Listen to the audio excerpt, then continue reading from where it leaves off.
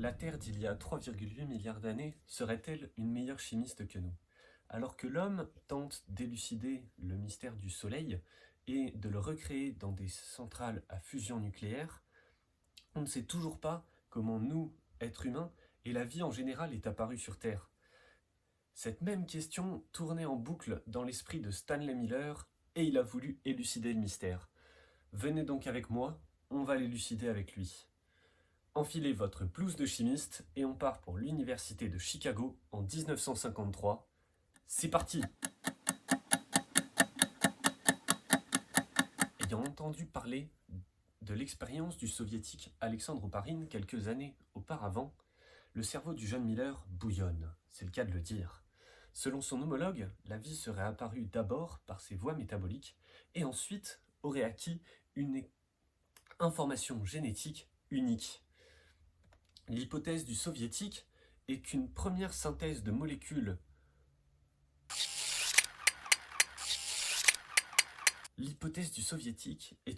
qu'une première synthèse de molécules aurait eu lieu dans un environnement primitif et se serait ensuite associée en ce qu'on appelle des coacervas.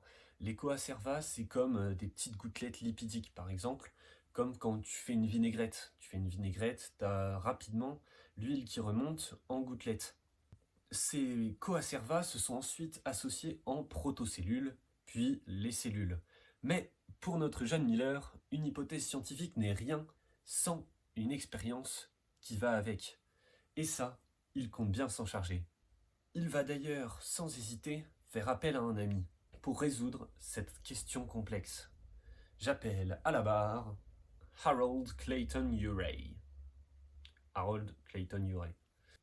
Miller ne fait d'ailleurs pas appel à n'importe qui, car Mr. Urey est alors lauréat du prix Nobel de chimie de 1934 pour sa découverte du deutérium.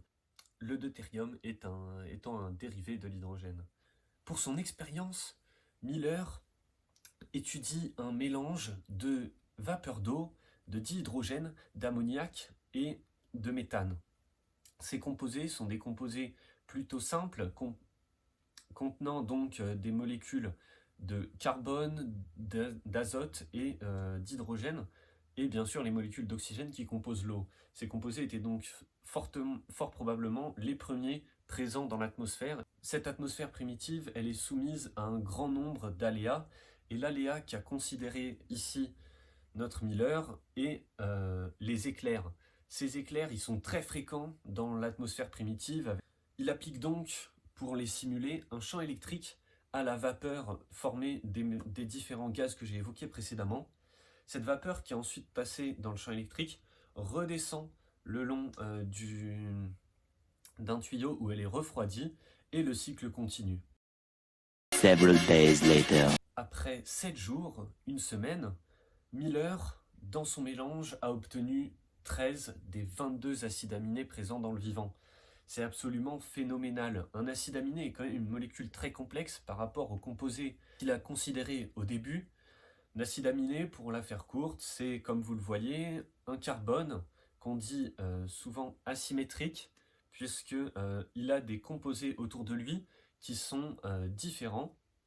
Ces composés, par exemple, on a toujours sur ce carbone un atome d'hydrogène, un groupement acide carboxylique, c'est-à-dire un carbone fixé à 2 oxygènes et dont l'un est fixé à un hydrogène, et un groupement amine, c'est-à-dire un azote fixé à 3 hydrogènes. Le carbone faisant 4 liaisons, il y a donc un quatrième groupement qui est fixé sur cet acide aminé qu'on appelle radical et qui est la partie qui se modifie entre les 22 acides aminés.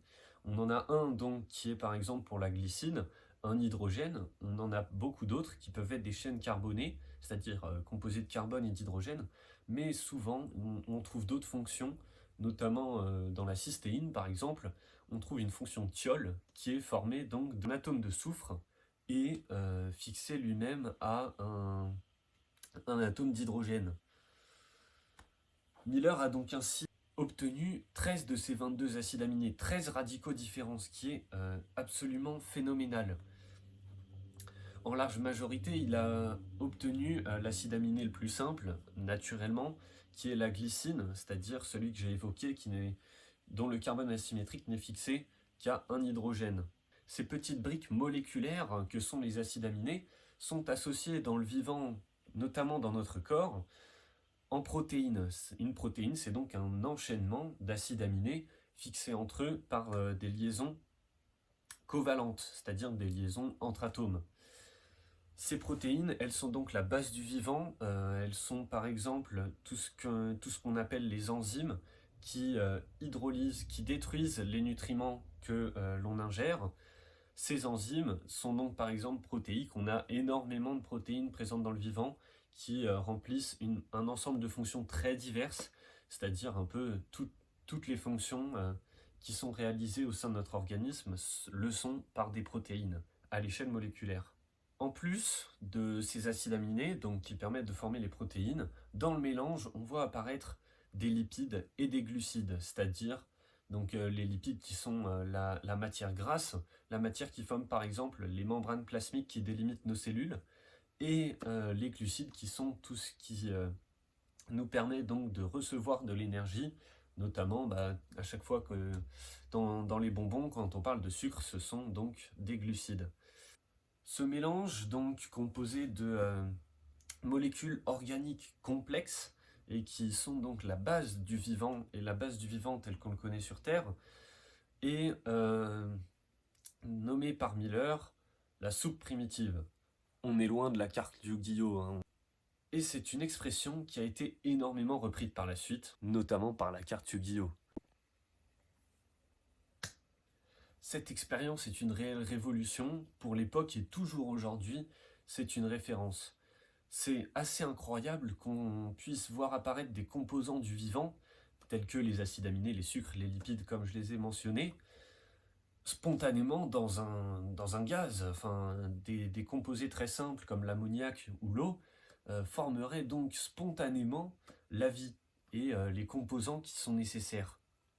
Incroyable, n'est-ce pas?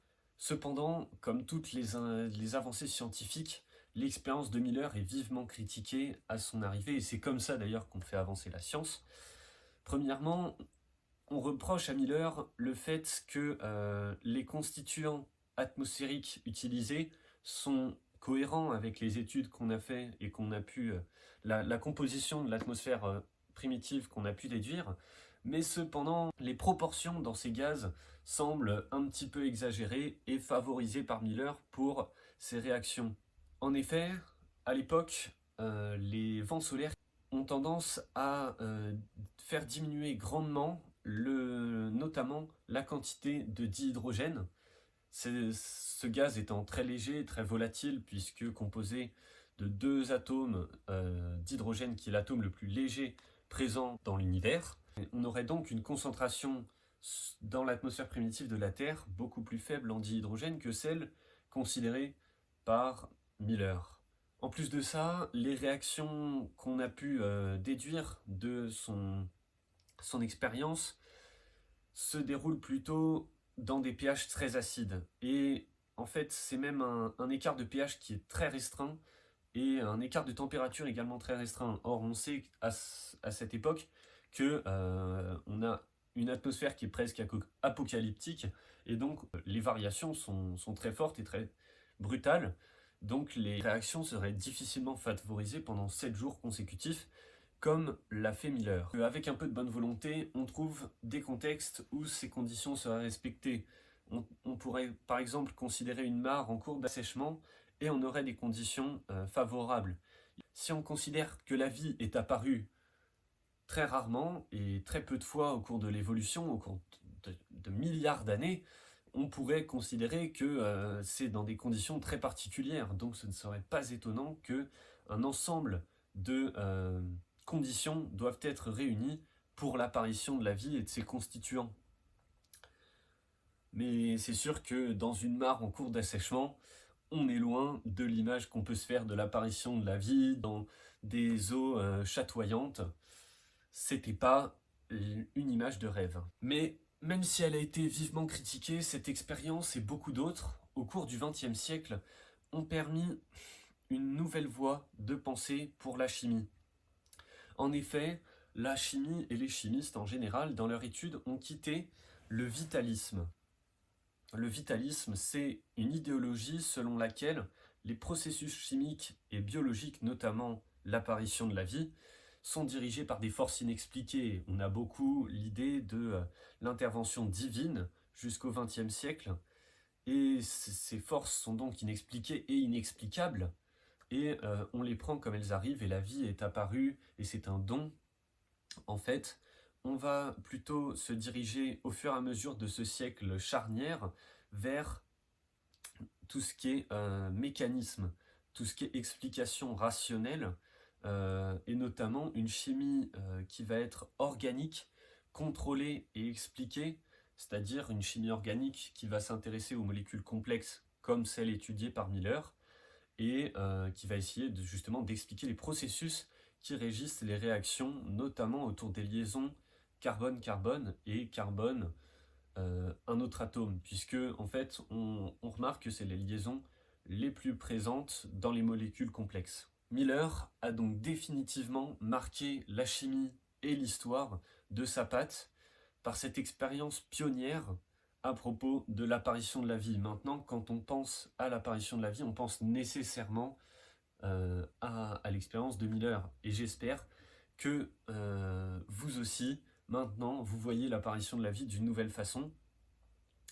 Même si elle a son lot de limites, cette expérience, je trouve que l'idée est vraiment fascinante, et les résultats également, c'est-à-dire que former la vie et les constituants du vivant, la vie ce serait peut-être un petit peu exagéré, mais au moins les constituants du vivant et des molécules aussi complexes en 7 jours, 7 jours c'est très très peu, quand on pense que la vie elle est apparue il y a plusieurs milliards d'années, sur 7 jours il y a plusieurs milliards d'années, on aurait eu des constituants du vivant comme des acides aminés et des sucres qui se seraient formés spontanément dans une petite mare on ne sait où sur la planète, et qui auraient ensuite colonisé le monde et colonisé absolument toute la surface du globe comme on le connaît aujourd'hui, où on trouve des organismes vivants absolument partout, des micro-organismes, mais aussi des pluricellulaires comme l'homme qui a absolument colonisé sa planète.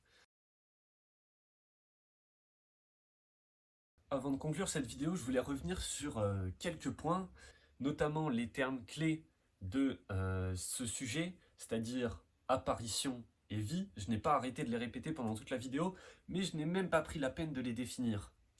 Pour le premier, on peut considérer ça acquis, apparition, c'est-à-dire que à partir de gaz qui sont très simples, on a formé des molécules organiques extrêmement complexes et extrêmement précises comme les acides aminés, même si le processus s'est peut-être pas tout à fait réalisé de la manière dont l'a fait Miller, on n'avait peut-être pas exactement les mêmes conditions et ce cycle absolument parfait, puisque l'eau et les gaz ils sont forcément transportés au-delà de la mare, il s'est peut-être pas déroulé aussi vite en 7 jours, ce qui paraît quand même extrêmement court, mais cependant, est-ce qu'on va considérer que des constituants inertes comme les acides aminés qui ne paraissent absolument pas vivants quand on voit une solution de sucre, quand on voit une Red Bull par exemple, on se dit pas il y a de la vie dedans, le taux de glucose est tellement élevé, ça me semble tellement vivant, c'est incroyable. À part peut-être quelques adeptes de la muscu, je ne pense pas que ce soit le cas de beaucoup de monde. Donc ici, on n'est pas tout à fait arrivé à la vie, comme on l'entendrait naturellement. Cependant, la vie, on peut quand même se questionner sur une définition. Est-ce que la vie, ce serait un état visible de choix d'intelligence, comme on le voit sur l'être humain? Est-ce que ce serait donc cette organisation pluricellulaire? Mais dans ce cas-là, les unicellulaires qu'on ne peut pas voir, il y a énormément de cas limites, et est-ce qu'on a envie de se restreindre à la vue qu'on a nous de notre vie sur Terre quand on cherche par exemple à explorer l'univers et à chercher la vie extraterrestre? Ce sujet de définition de la vie, j'essaierai d'y revenir dans une prochaine vidéo. Pour cela, bien sûr, n'hésitez pas à vous abonner, à lâcher vos petits commentaires. Là, je suis en fin de classe préparatoire, mais je vais essayer vraiment de me lancer dans cette activité de YouTube et voir un peu ce que ça donne. Donc j'espère que ça vous a plu, j'espère que je suis assez dynamique et assez souriant pour que vous ayez pu apprécier, en apprendre plus sur l'expérience de Miller, qui vraiment, moi personnellement, est un sujet que je trouve absolument fascinant.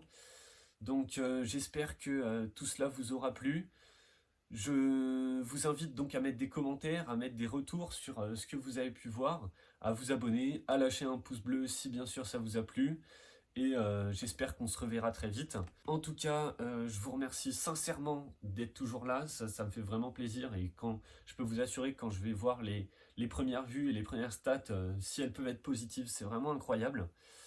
Et bah après, comme je l'ai dit, je suis abonné. Moi, je suis abonné à ma chaîne. N'hésitez pas à le faire également.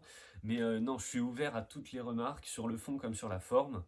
Et je reviens très vite avec de nouvelles vidéos. Salut les shooters!